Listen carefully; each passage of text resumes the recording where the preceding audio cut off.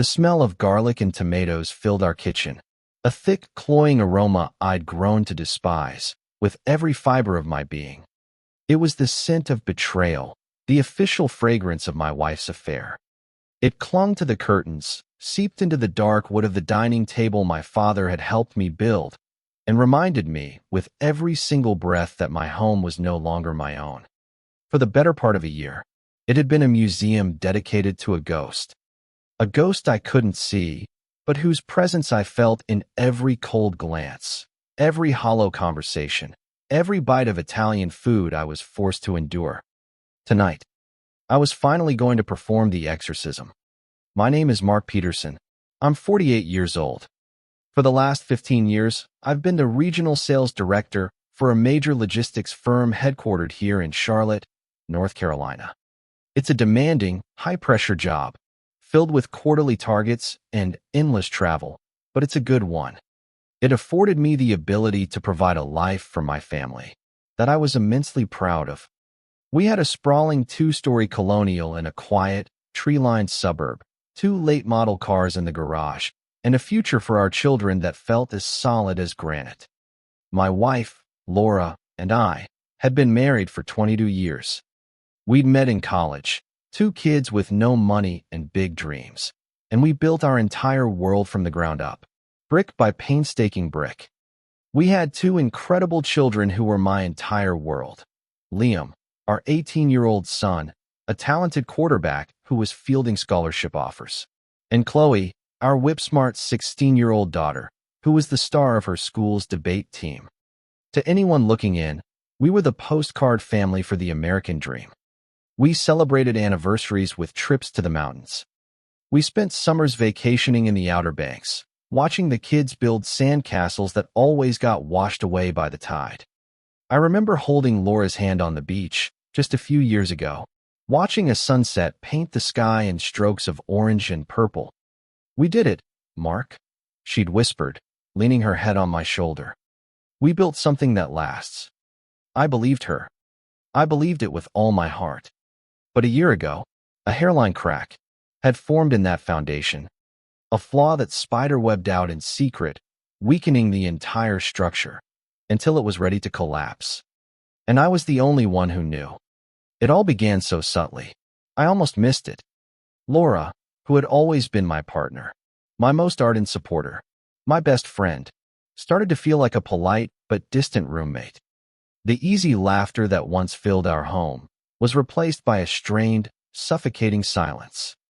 She announced she was taking a modern art appreciation class at the local community college on Tuesday and Thursday nights.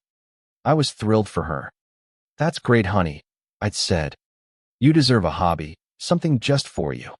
When I'd ask her about it, her answers were always vague. "Oh, it's just abstract stuff, Mark," she'd say, not looking up from her phone. "Lots of theory. You'd find it boring." Then came the new wardrobe. She'd come home with shopping bags from expensive boutiques, places I knew she felt were too extravagant. "You won't believe the clearance sale they were having," she'd chirp, pulling out a silk blouse. But when I'd later find the credit card statement she'd tried to bury at the bottom of the mail pile, the numbers didn't match her story. They were full price. I told myself I was being paranoid. I chose to believe her, because the alternative was a chasm I wasn't ready to face. The emotional distance grew. I remember coming home early one Friday, excited to surprise her, with reservations at our favorite restaurant, the place we'd celebrated our 10th anniversary. She was on the patio, on her phone. The second she saw me, she ended the call abruptly. "Hey, you're home early," she said, her smile not quite reaching her eyes. "Thought I'd surprise you. I got us reservations at the Fig Tree for 8, I said, holding up the confirmation on my phone. She winced. "Oh, Mark, that's so sweet, but I can't tonight. My book club is meeting. I completely forgot to tell you." She didn't have a book club. I swallowed my disappointment, a familiar bitter taste. "Okay, no problem. Some other time." The moment of brutal, undeniable clarity came on a rainy Tuesday afternoon in November. I'd come home from a business trip, a day early, hoping to surprise the kids. The house was quiet. As I walked into my home office to drop my briefcase, I saw our shared family laptop was open on the desk. Laura must have been using it before she left. An email notification was glowing on the screen. A new message from a name I didn't recognize. Marco Moretti. The subject line was just a single, suggestive winking emoji. My heart began to hammer against my ribs. A frantic, trapped bird. A voice in my head screamed at me to close the laptop, to walk away, to maintain the fragile peace of my ignorance. But a cold, creeping dread, a feeling that had been my shadow for months, washed over me. It told me that if I didn't look, I'd be a willing fool for the rest of my life. My hand trembled as I moved the mouse, the cursor hovering over the inbox. I clicked. It wasn't just one email. It was a chain, a novel of betrayal, stretching back for 6 months. It was all there, in stark, unforgiving black and white. Plans for their secret meetings at a boutique hotel near the airport on Tuesday and Thursday nights. Marco praising her new dress, the one she told me was on sale. And the worst part, the part that felt like a physical blow, stealing the air from my lungs, was reading my wife's words as she complained about me to him. "Mark is just so predictable," she wrote in one email. "He bought me a pearl necklace for our anniversary. It's lovely, I guess. But there's no passion, no fire. Not like you, Marco. You make me feel alive." The pearl necklace. I had spent weeks searching for the perfect one, remembering how she'd admired a similar one years ago. Reading that felt like swallowing glass. Marco's replies were a sickening mix of predatory charm and fake sympathy. "He doesn't deserve a woman like you, Mia Cara," he wrote back. "He is a boy, playing with a calculator. I am a man who understands art. Who understands you? Marco Moretti." My mind raced, connecting the dots with sickening speed. He was the father of one of Chloe's friends. A flashy, overly tanned man who ran an Italian food import business. He and his wife, Eleanor, were part of our extended social circle. We'd been to barbecues at their sprawling Tuscan-style house.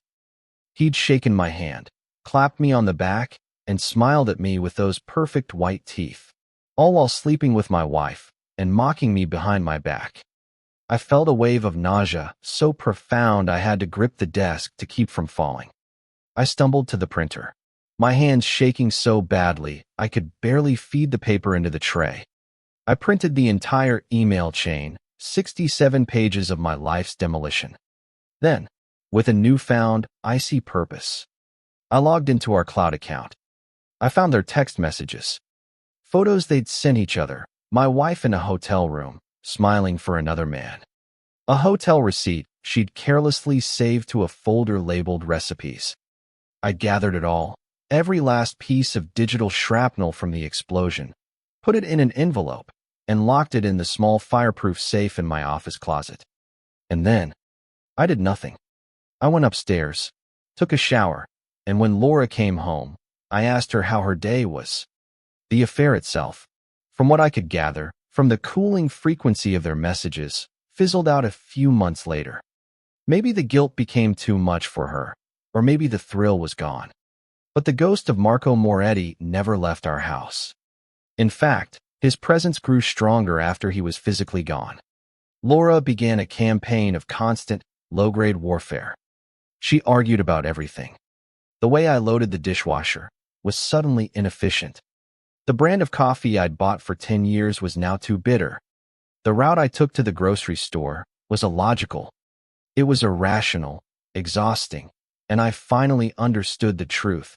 She had taken sides with another man, and she could never, ever be on my side again. Our partnership was a hollowed-out shell. Her guilt manifested in another, more poisonous way: projection. Suddenly, I was the one who couldn't be trusted. My phone, which had always sat on the kitchen counter, was now subject to her secret inspections. If I had a late meeting, I was met with a barrage of suspicious questions. Her conscience was screaming at her day and night, so she pointed the finger at me to silence the deafening noise in her own head. The breaking point, the moment the cold, calculated part of my brain took full control, came on a Wednesday in May. My new boss, a sharp and powerful vice president named Catherine, had flown in from the corporate office in Chicago. She was a no-nonsense executive in her 50s, and she scheduled a lunch meeting to go over my quarterly strategy. To my relief, she brought her executive assistant, a young, professional woman named Sarah, with her. It was a smart corporate move, a way to keep everything professional and above board, and I silently appreciated her for it. We went to a nice steakhouse downtown, talked about market share and logistics for an hour, and went our separate ways. Apparently, one of Laura's friends, a woman named Cindy who had far too much time on her hands, saw us. A quick cell phone picture was snapped. 3 people at a table, me seated next to my boss. That picture, stripped of all context, was immediately texted to Laura. When I got home that evening, I walked into a Category 5 hurricane. "So who is she?" Laura spat, her arms crossed tight against her chest, her face a mask of incandescent fury. "Who is who, Laura?" I asked, setting my briefcase down and trying to keep my voice perfectly even. "Don't you dare play dumb with me, Mark. Cindy saw you at Romano's, getting all cozy with some blonde. Finally trading up for a younger model, are you? Is that what this is all about?" Before the affair, this would have been a 5-second, laughable misunderstanding. But now, it was a federal crime. I calmly explained that it was my new boss, Catherine. I explained that her assistant, Sarah, was also there. I explained that we were discussing Q3 projections. But she wouldn't hear it. Her eyes were wild, her accusations getting louder and more frantic. "I bet she's the one you're always texting. I bet you're booking hotels with her on your business trips." She was describing her own behavior, her own sins, beat for beat, and pinning them on me. The irony was so thick I could have choked on it. I stood there, absorbing her venom, and as she paused to take a breath, something inside me snapped. The part of me that was holding on to hope, the part that thought we could somehow survive this, died in that moment. I was done. Done living with the ghost. Done being the villain in the story she wrote to absolve herself. The following Monday, I took a personal day. My first stop was a therapist, a man my doctor had recommended months ago. I sat in his comfortable leather chair, and, for the first time, I laid out the whole miserable story, my voice a flat monotone. He listened patiently, his hands steepled under his chin. When I finished, the silence in the room was heavy. "Let me ask you something, Mark," he said finally, leaning forward. "You're a man who values fairness. Your job is about results, about balancing ledgers. Does it bother you that in this equation, these 2 people, your wife and her lover, have effectively ruined your peace of mind, destabilized your home, and they've gotten away with it completely? All of the fun, none of the consequences. Does that seem right to you?" Consequences. It was Laura's favorite word. She was always talking about how people in the news, or neighbors, or even our own kids, needed to face the consequences of their actions. The staggering hypocrisy of it hit me like a physical blow. The therapist had just given a name to the cold, hard rage that had been crystallizing in my chest for months. I left the therapist's office and drove straight to the most reputable and most feared family law firm in Charlotte. I sat across from a shrewd, silver-haired attorney named David Davies. He had the eyes of a hawk. I didn't give him the emotional story. I just opened my briefcase, pulled out the thick manila envelope, and laid the evidence on his polished mahogany desk. The printed emails, the phone records, the hotel receipt, the photos. He spent nearly 20 minutes reading, his expression completely unreadable. Finally, he stacked the papers neatly and looked up at me. "Mr. Peterson," he said, his voice calm and firm as steel. "This is what we in the business call irrefutable. In North Carolina, this evidence of marital misconduct and dissipation of marital assets is a silver bullet. My advice to you now is simple. Go home. Be the same husband you have been. Do not change a thing. Do not let her know that you know anything. You are going to let her believe she has gotten completely away with it. Let me handle the consequences." For the next 2 months, I lived like a deep cover agent in my own life. It was the hardest acting job I'd ever had. But every time Laura made a snide comment, every time she started an irrational argument over nothing, I felt a cold, calm certainty growing inside me. I wasn't just surviving anymore. I was waiting. Her day of reckoning was being meticulously planned by a legal shark, and she was swimming toward the bait without a clue in the world. One afternoon in late July, I got a call from Davies. "Mark," he said, a hint of satisfaction in his voice. "I have some interesting news. I did some due diligence on Mr. Marco Moretti. As you suspected, he is married. His wife's name is Eleanor. What's more interesting is that Eleanor Moretti is the majority partner in their import business. She inherited the company from her father. Marco is an employee, essentially. A well-paid one, but an employee nonetheless. A piece of anonymous, registered mail containing clear evidence of marital infidelity and financial misconduct that could jeopardize the financial standing of their business. Well, that's something a savvy businesswoman like her would need to see. Davies was a predator, and I had just gleefully unleashed him. A week later, the first tremors started to shake our social circle. The Morettis were splitting up. A week after that, the tremors became an earthquake. It was messy. Eleanor had, with surgical precision, used the infidelity clause in their post-nuptial agreement to her full advantage. She had frozen their joint accounts, fired Marco for conduct unbecoming an officer of the company, and filed for a divorce that was going to leave him with nothing but the designer clothes on his back and a mountain of legal fees. His fun was over. The consequences had arrived, delivered by registered mail. Now it was Laura's turn. Davies had the divorce papers drawn up. I signed them in his office on a Friday afternoon. That evening, I went home.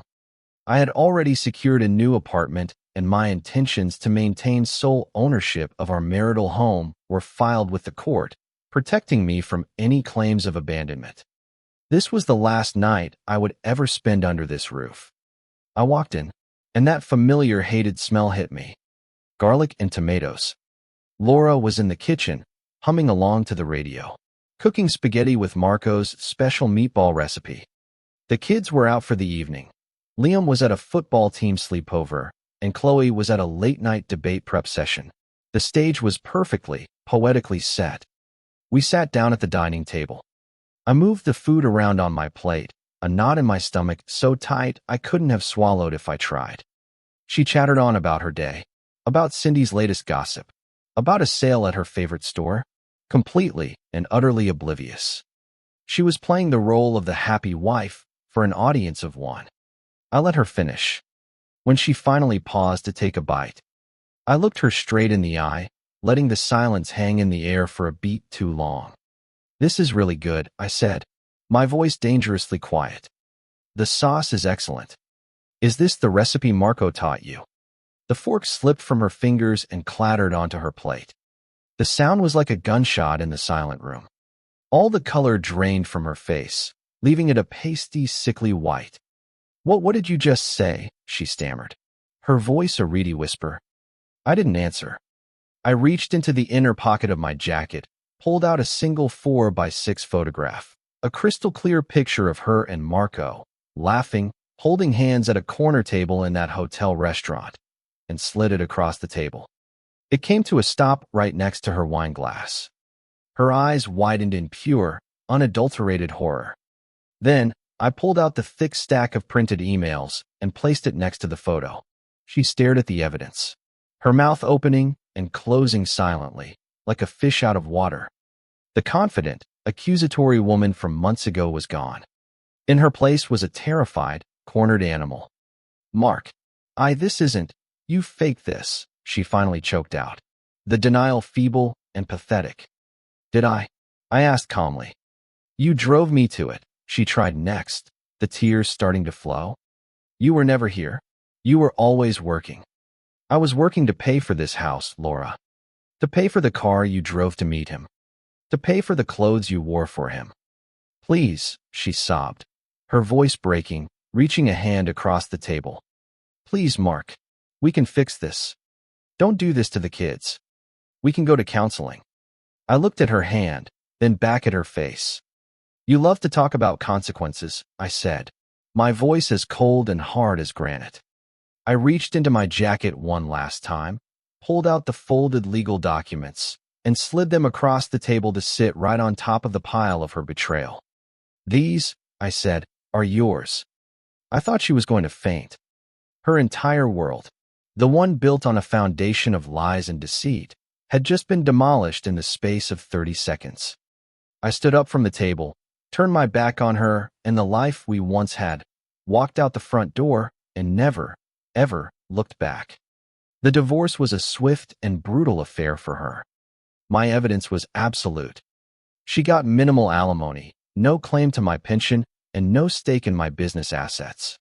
When I sat down with Liam and Chloe and explained, as gently as I could, what had happened, they were devastated. Not just by the divorce, but by the depth of their mother's deception and her attempts to turn them against me. Their relationship with her fractured, strained by the poison she had injected into our family. She had to sell the house we built together and move into a small, rented townhouse across town. The ghost was finally, truly exorcised. 6 months later, I was living with Liam and Chloe in a new house, one filled with laughter, honesty, and the smell of pizzas we made together on Friday nights. I got the promotion Catherine had been grooming me for. Liam got a full athletic scholarship to his first-choice university. And Chloe, my brilliant Chloe, won the state debate championship, arguing passionately about ethics and accountability. Sometimes, people think an affair ends when the lovers say goodbye. But they're wrong. An affair only truly ends when the bill for all the lies and betrayal finally comes due, delivered to your doorstep. Laura and Marco had their season of fun. But in the end, I was the one who handed them both the check. And they would be paying it off for the rest of their lives.